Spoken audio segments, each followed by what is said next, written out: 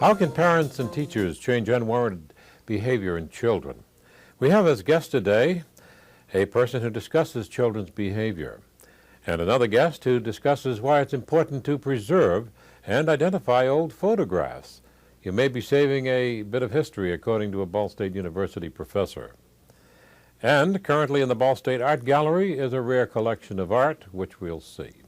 These are the topics on today's Ball State Today. Dr. Frank Sparzo, Ball State educational psychology professor, has done extensive work on how to deal with problem behavior in children and youth. Dr. Sparzo, how can parents and teachers learn to change behavior in problem children? Dr. Sparzo, what are some of the unacceptable behaviors that we find in young people that parents and teachers would like to change? Well, I think we can speak, Jim, in generalities. There are those behaviors that very often parents want to diminish or decrease, like fighting, swearing, verbal abuse, stealing, those kinds of behaviors. And then you have, on the other hand, behaviors that they would want to increase or strengthen, like amount of homework done, the amount of work around the house done, this sort of thing. I might add, Jim, that one of the problems is that we tend to go for the behaviors that we want to weaken and diminish, and there's a relative neglect of the behaviors we want to build up.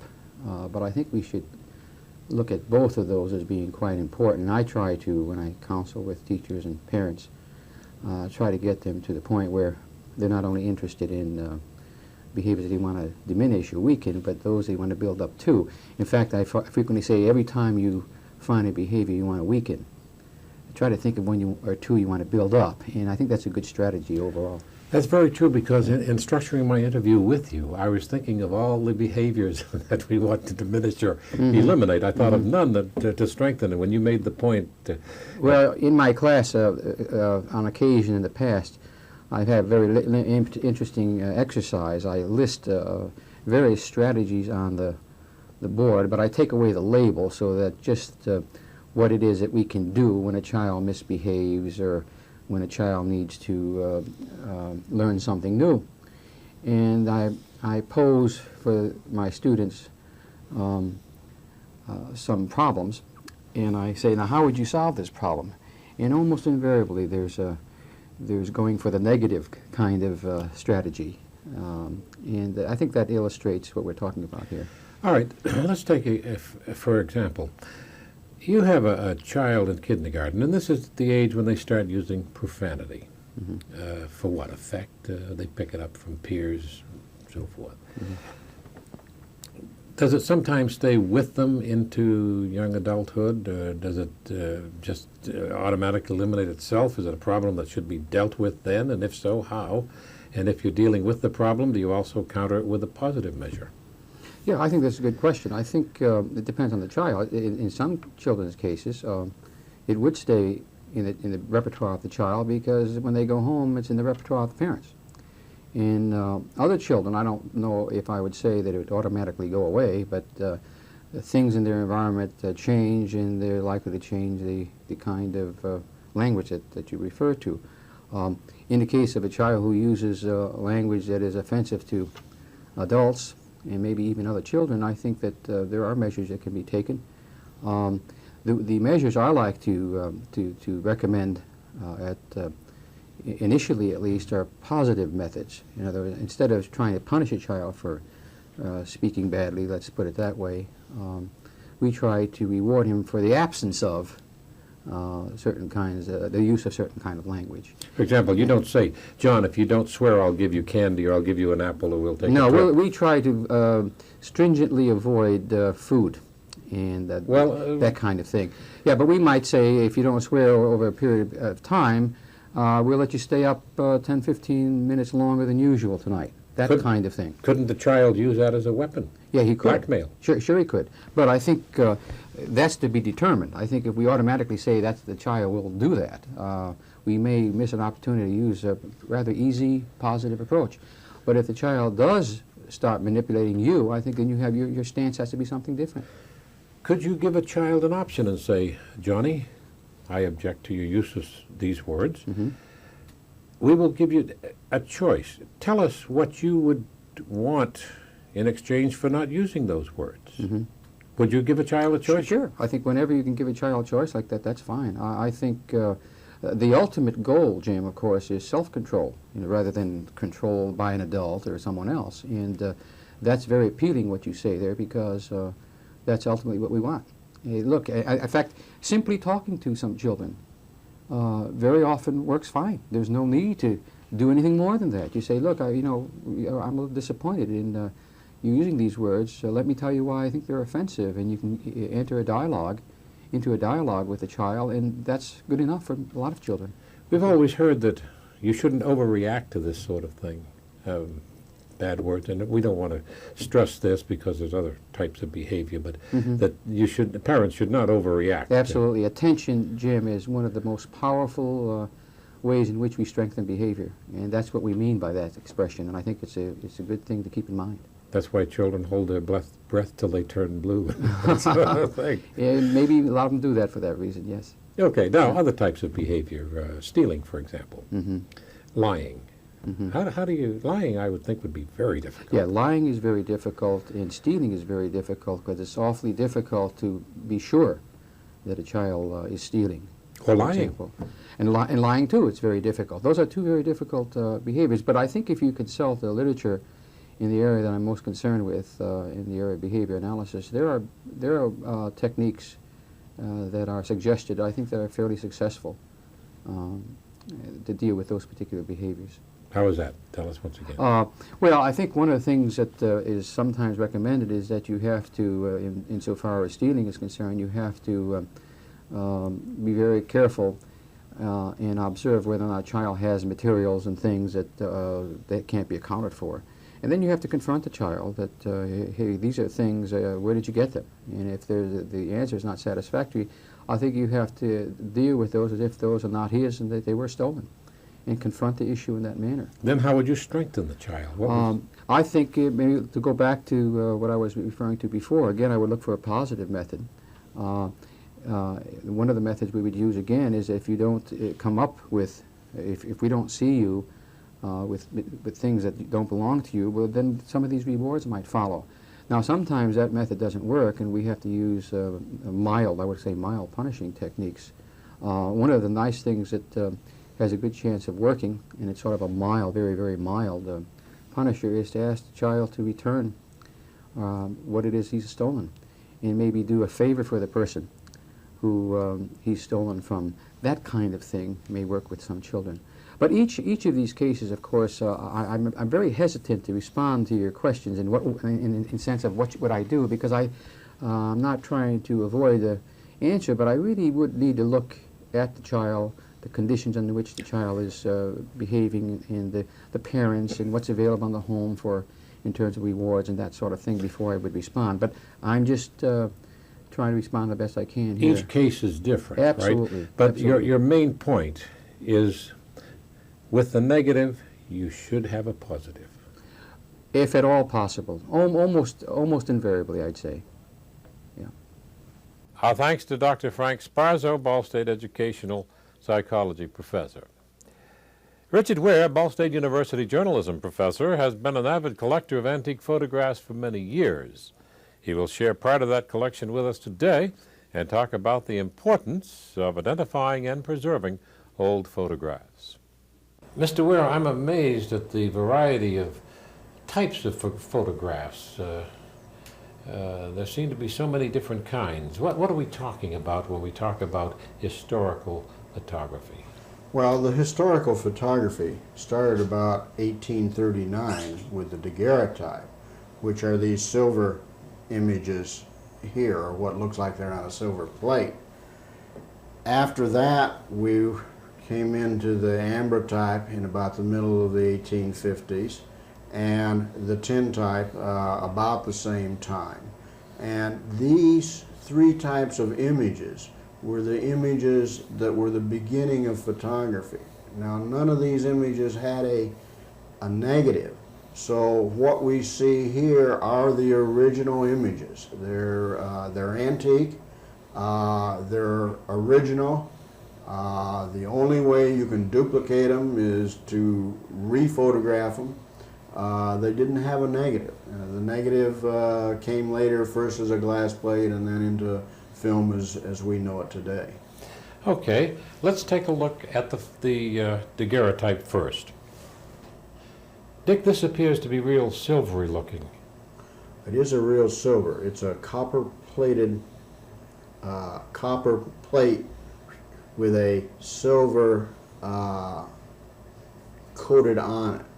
Then the silver halide wet was put on this silver plate. An iodide solution was put on this silver plate, making it a silver halide.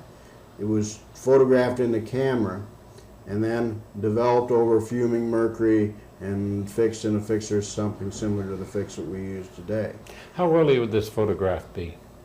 This one is probably about the early 1850s. I don't have a date on it, so I don't know exactly, but from the framing and everything, I think it's probably about the 1850 to 1853 or 4. This is the first form of photography This is daguerreotype. the first form of photography. It was invented by a man by the name of Daguerre in France. Came to the United States as well as, of course, being in Europe. Really took the United States by storm, almost more than Europe. There's probably more daguerreotypes in the United States than there are in Europe. You have an interesting one on the desk that looks like some kind of a camping situation.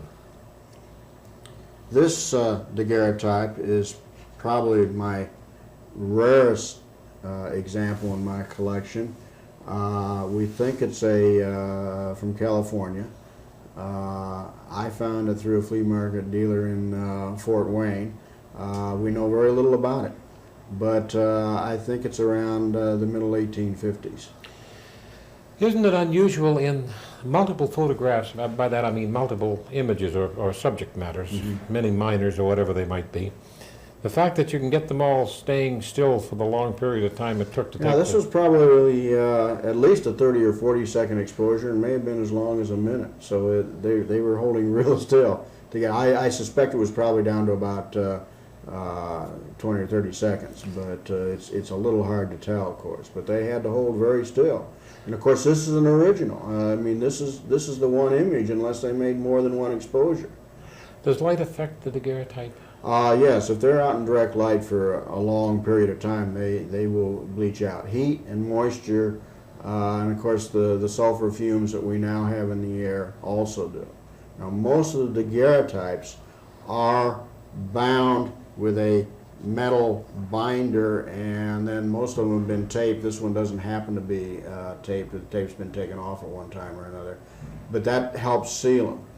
If you get into one of these things, be very, very careful about them, because that silver image is very, very fragile on there, and I've seen a number of them where this part of the image has been scrubbed off. Very easy just to rub it off. And in fact, there's a little place where somebody tried to clean this one before I got it that happened.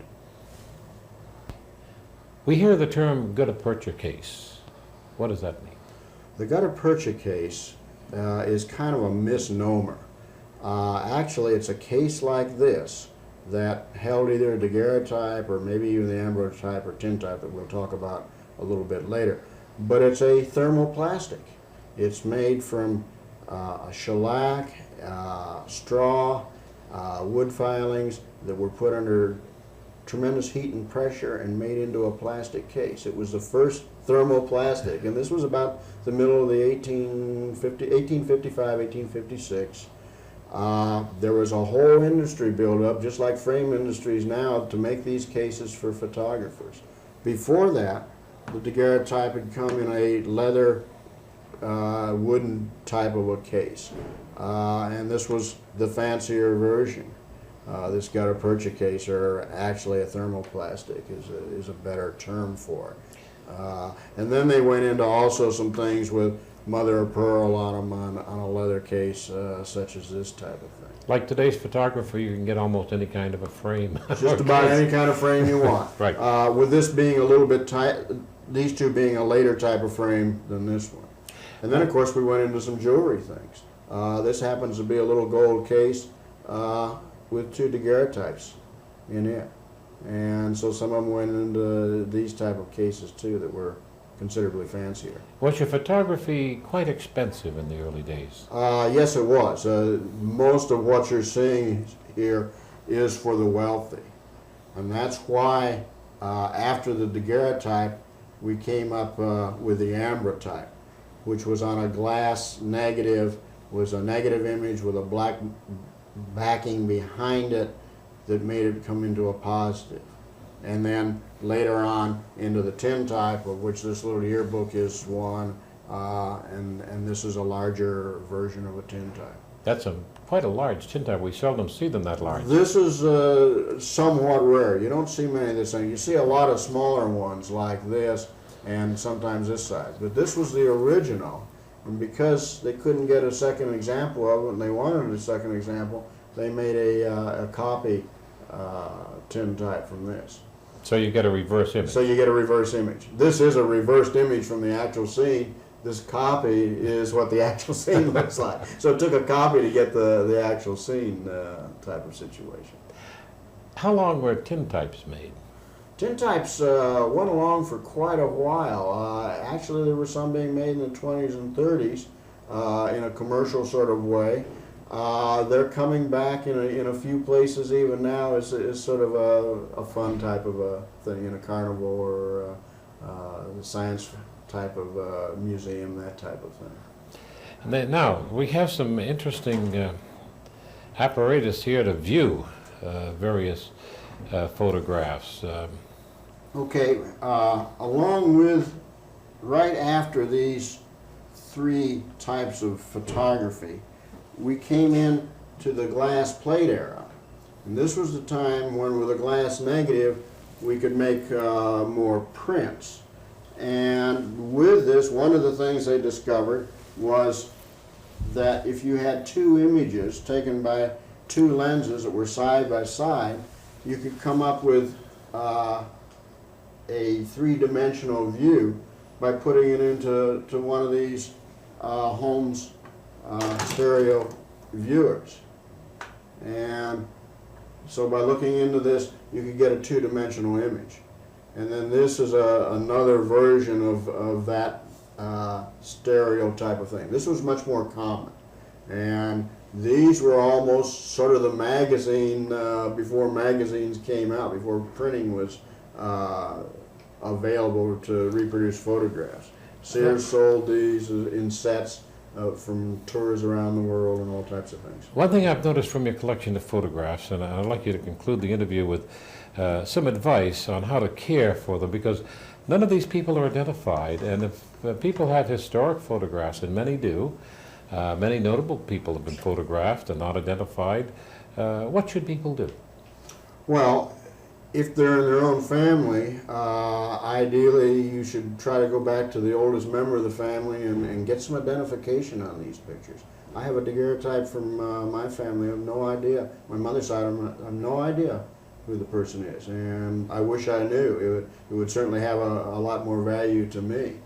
So you're awfully lucky when you can find identification on them. If they're unidentified, as most of this material is here, it gets very, very difficult to find out who they are.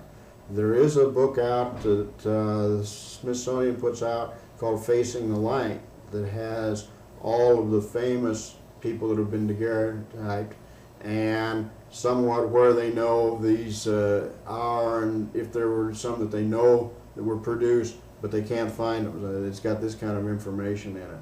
I've never been lucky enough to find a daguerreotype and then go through that book and come up with a guy that was a famous at his time, but that is at least one source. So it is important to identify photographs. Very definitely. The more you can do that, the better off you are.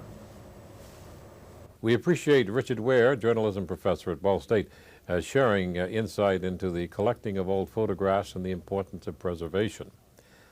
The Garbage Collection of American Primitive Art is currently on view in the Ball State University Art Gallery. Alain Joyaux, gallery director, talks with us about this unique art form and the garbage collection.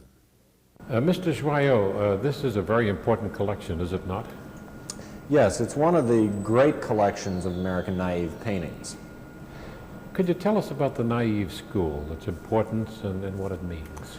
Well, naive paintings or folk paintings, and I think the two terms are really interchangeable, it just depends on the author, really offer us a view of painting traditions, art traditions, which predate the Renaissance or the formalization of pictorial representation which took place as a result of the experiments in the Renaissance. Are most of them untrained artists? Most of them are untrained artists, although oftentimes working in a related field. The naive portraitist may have been the house painter or the sign painter, things of that sort. And many of them are unidentified, is that true? Yes, the majority unfortunately are unidentified. Now there is of course considerable work going on, and each day we find out a little more than we knew before, but the tradition was not a formal tradition, and thus the majority of the artists did not sign their works. Yet as we take a look at this still life painting, it's a very charming piece. I mean, it beautifully illustrates. It is a very charming piece, and you know, when we look at it in terms of Renaissance art, we look at it and perhaps we criticize it for lack of perspective, for lack of representation of objects in space as we would see in a post-Renaissance painting. And yet part of its charm, part of the beauty of it, is that very absence of some of these more formal tendencies. And the simplicity. This adds to the charm, does it not? Yes. Most of your naive paintings appear to be very flat, without depth or dimension. I think that's traditional to any work of art which was executed prior to the Renaissance. Now, of course, these were not executed at that time. These were executed in the 19th century. And yet, they are not concerned, I think is the proper word. They're not concerned with that formalization which took place in the Renaissance. They're not concerned with logical or scientific perspective. And so we don't have that sense of depth. We have a beauty of color, relationship of objects in what is often a very flat picture. This is an appealing painting, and things are a little out of proportion. Yeah, it's typical of naive paintings. And if we look at it, it's hard to tell where the dog is standing. Is he really standing on a carpet on a floor? Is he standing on a table? How does the wall, the carpet, these things work together? And yet, the beauty of it is the play of pattern on the dog, and the play of pattern is a relationship between the background and the carpet that the dog stands on. And so we look at it in terms of decorative aspects, expressive aspects, and we're not as concerned about the artist's illustrative intent.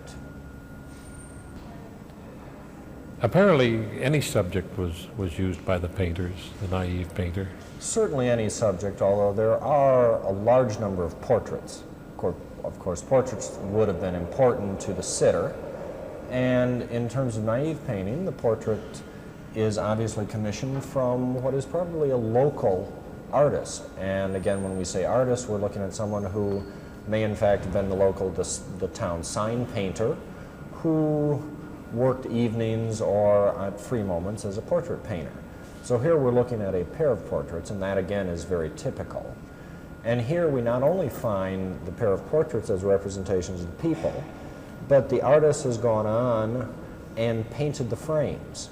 The frames are original to these portraits, and the frames themselves are stenciled in gold leaf with leaves in the corner and birds sitting on branches at the centers of the four sides.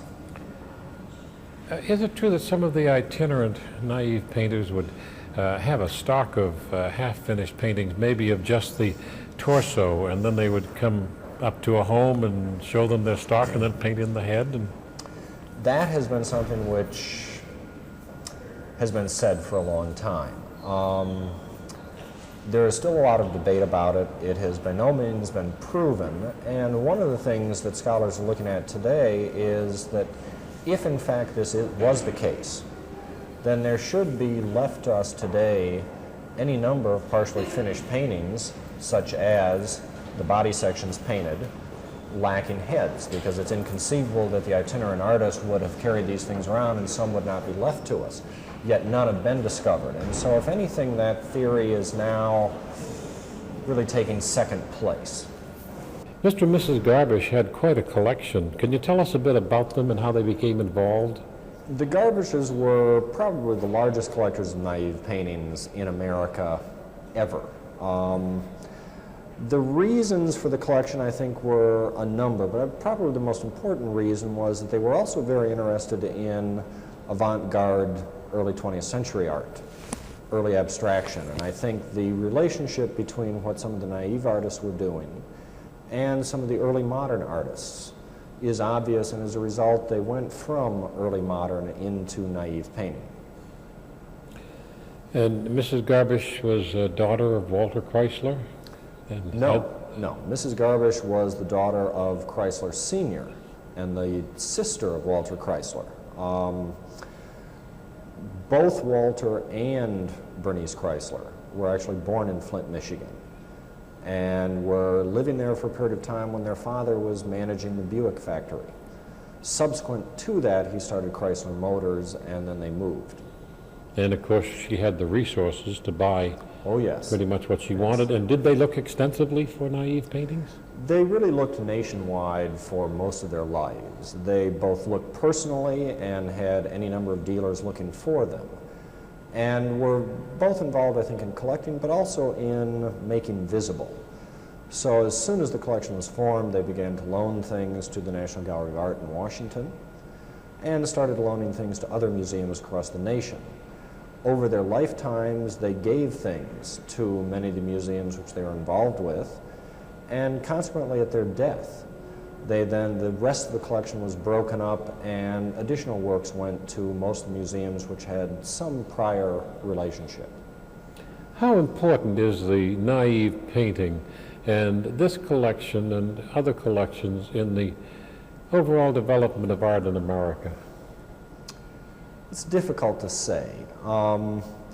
It is, I think, in many respects, sort of aside from the traditional view of the development of art.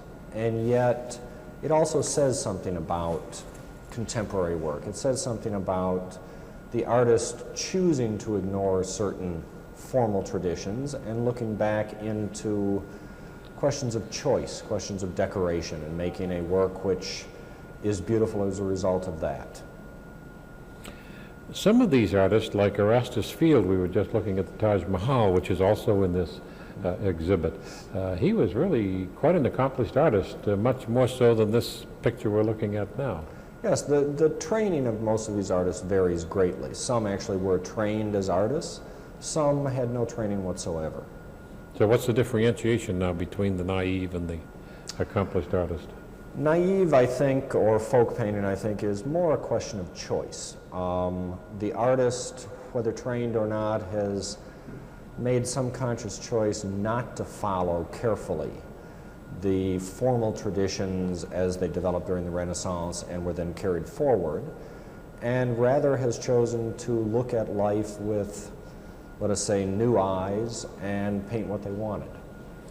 The Garbish collection will be up through most of January in the Art Gallery? It'll be up through January 25th. It certainly is a major collection of American folk paintings that should be seen. Yes, very definitely.